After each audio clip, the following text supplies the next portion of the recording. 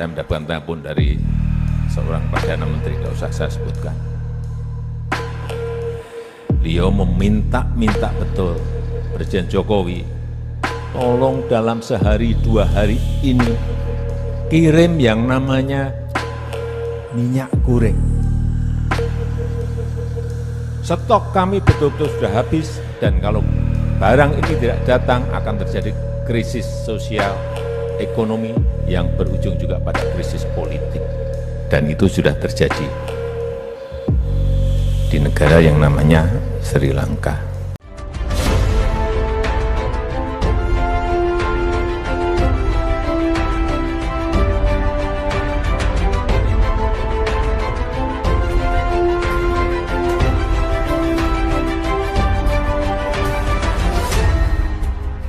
Tonton video ini sampai selesai agar Anda tidak gagal paham.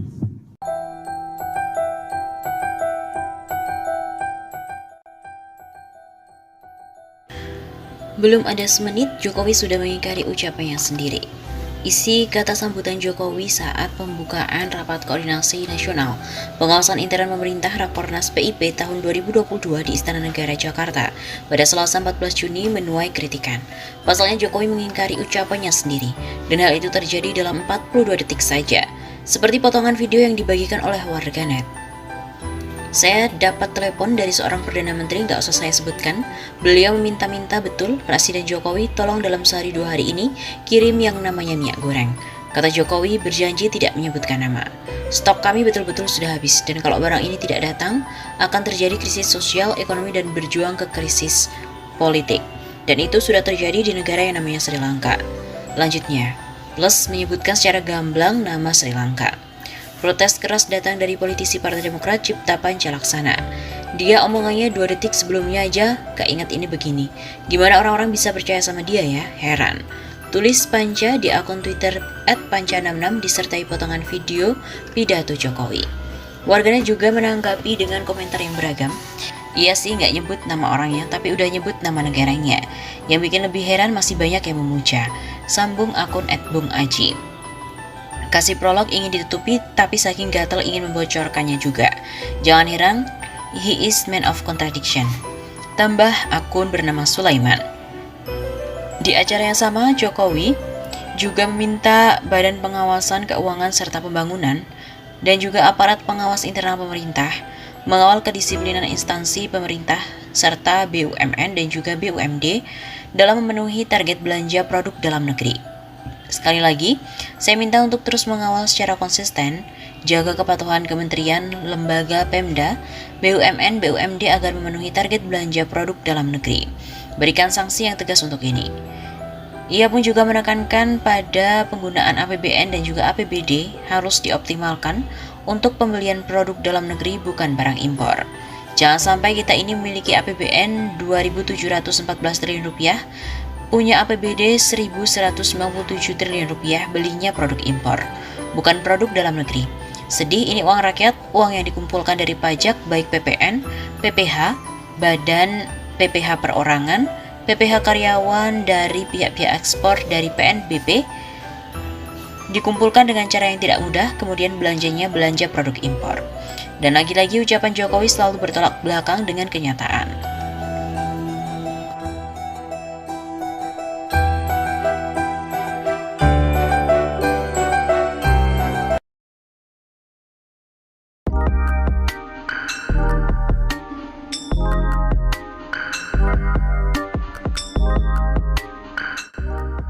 Menebak arah politik Jokowi di Pilpres 2024. 3 periode jabatan presiden hampir tidak mungkin terjadi di era reformasi.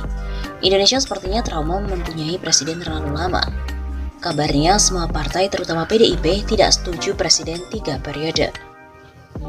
Presiden Jokowi sendiri juga menegaskan tidak setuju untuk 3 periode. Jadi clear, semua kompak. Selama ini di 3 periode ini hanya wacana liar yang berkembang di media, terutama di media sosial. Lalu kemanakah arah politik Jokowi di Pilpres 2024? Apakah Jokowi akan ditinggalkan mitra koalisinya? Atau masih punya kekuatan untuk tawar-menawar? Pada 2024 ada 270 pelaksana tugas PLT Kepala Daerah. Semua PLT dipilih presiden dan memiliki kekuatan tersendiri.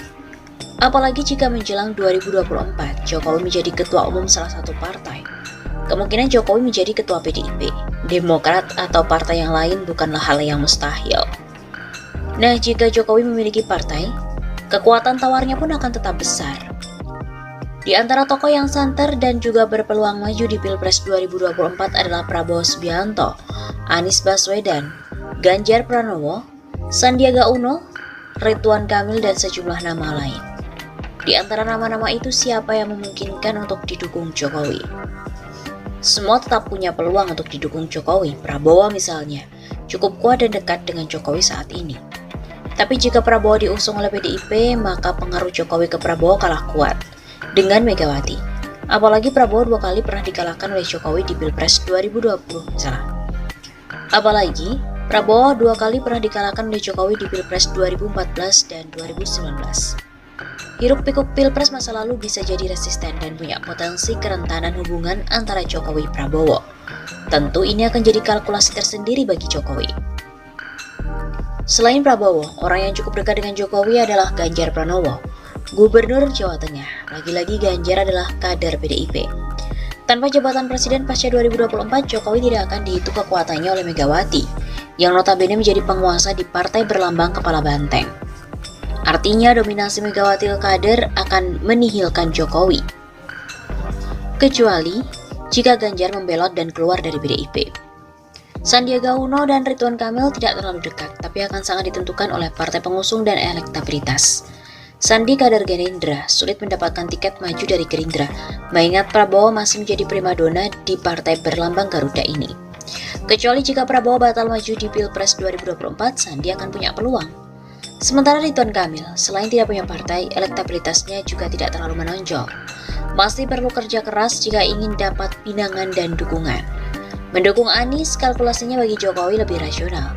Selain elektabilitas yang menjanjikan, Anies sulit dikalahkan jika maju di Pilgub DKI lagi. Anies mesti nyapres, jika tidak, Anies akan bertarung di Pilgub DKI lagi sebagai incumbent. Seandainya pun semua partai dihalangi untuk mengusung Anies nyagup di DKI, Anies masih bisa lewat jalur independen. Di DKI, elektabilitas Anies tidak tertandingi. Akan sulit bagi siapapun untuk mengalahkan Anies di Pilgub DKI 2024. Incumbent, prestasi cukup banyak dan populer, serta fanatisme pemilih sangat kuat. Soal ini, analis dan juga surveyor politik paham datanya. Jika Jokowi berniat membawa putra sulungnya Gibran Rakabuming ke Jakarta, mesti menghindari lawan Anies. Masih terlalu berat dan tidak tepat waktu. Untuk menghindari lawan Anies, di Pilgub DKI, Anies mesti dicapreskan. Jokowi dukung Anies, ini akan jadi win-win solution. Pertama, keduanya pernah punya sejarah kedekatan yang bisa direkatkan lagi. Kedua, rekonsiliasi bangsa ini akan bisa dijahit kembali. Anies punya karakter merangkul dan bersinergi dengan semua bangsa. Ketiga, Anies tipe orang yang di dalam dirinya tidak ada kosakata balas dendam. Siapapun akan nyaman dan aman bersama Anies. Tapi apapun itu, Presiden Jokowi pasti punya rencana dan kalkulasi yang matang soal Pilpres 2024. Karena ini menyangkut eksistensi politiknya setelah tidak lagi jadi presiden.